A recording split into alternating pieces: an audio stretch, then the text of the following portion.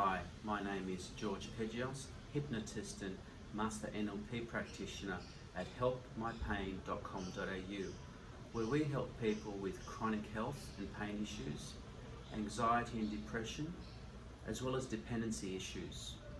I would like to talk to you today about a very perplexing illness called chronic fatigue. But before I go on, if you do like my videos, I would appreciate if you could subscribe, like and share, or click on notifications so that the message can go out to those that need help.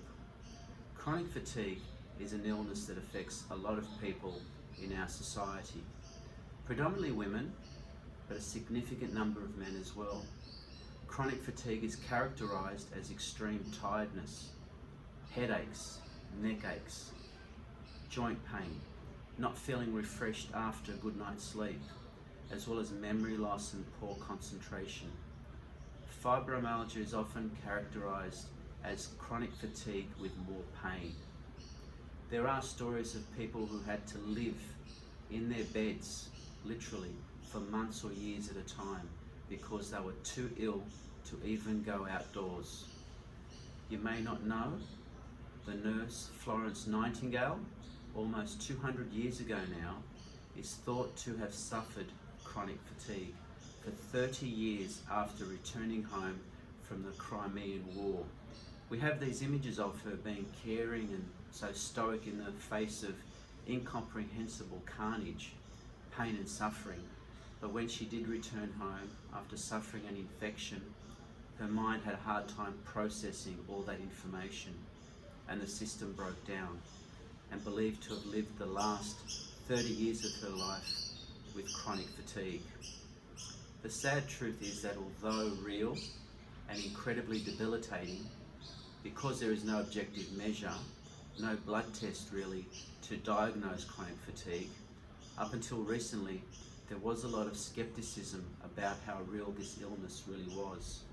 A lot of sufferers had to put up with the insinuation that was really all in their heads. And as shocking as this statement may seem, I have to agree, it is all in their heads. But I also believe, in fact I know, that it is very real. What I have found in my research in dealing with many people with chronic fatigue and fibromyalgia is seeing similar patterns of thinking that started when they were very young, that set them off on this unfortunate course.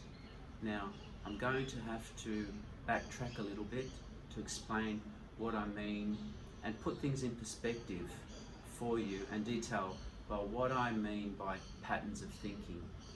The brain has different systems which operate subconsciously, on autopilot really, and the programs for these were formed when we were very young, when we were just children and teens, and we would listen and watch intently to our parents and caregivers, trying to make sense of the world with yet underdeveloped brains, watching patterns in behaviours and the consequences of these, being told what to do and what not to do.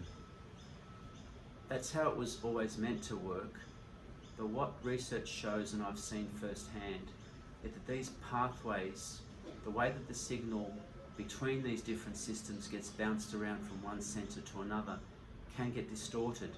Usually starts off by some traumatic episode while very young, maybe a family breakup, or even worse, some abuse, and a set of circumstances following this which perpetuate the idea of not feeling safe, a certain ambiguity about not knowing what to do.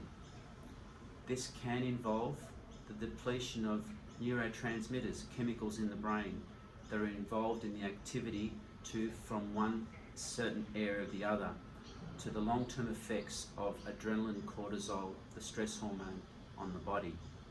This action of overactivity of the sympathetic nervous system, that flight or fight system, can and does lead to almost total system failure, affecting and shutting down important parts of the body.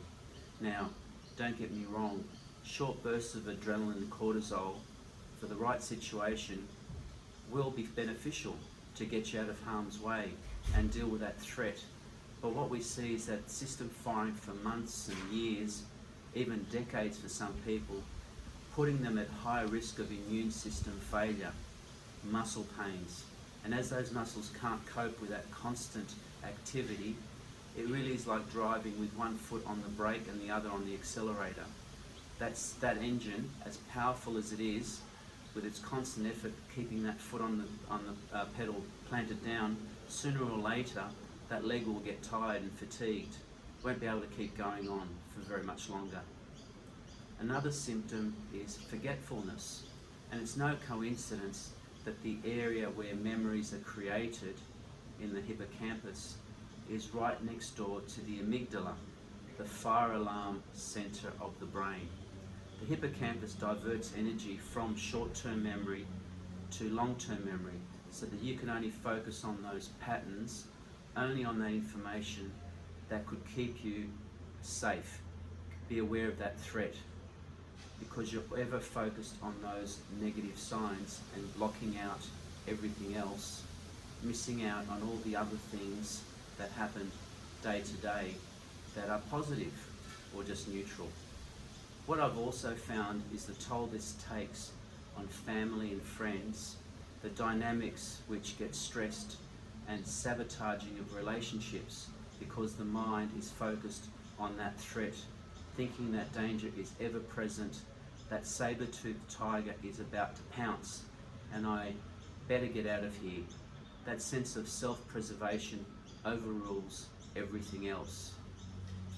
This programming has deeper ramifications of how we see the world, often seeing a reflection of ourselves. And what has so often fascinated me is how two different people will see the same circumstance or have the same experience but have a different reaction. And it's because of the underlying 95% of our subconscious that was programmed when we were young that's driving the show. The good news is that it is possible to change those patterns, that programming, with hypnosis. Using the science of neuroplasticity and the art of hypnosis, we can change how different centers of the brain interact and function, helping to untangle those incessant loops and misfires by logging into that precise area of the brain and deliver the right software. Think of it as an update, help to rewire those old unhelpful thought patterns. I'm also going to tell you, you need to be committed to work towards this goal. Your life is creation of your mind.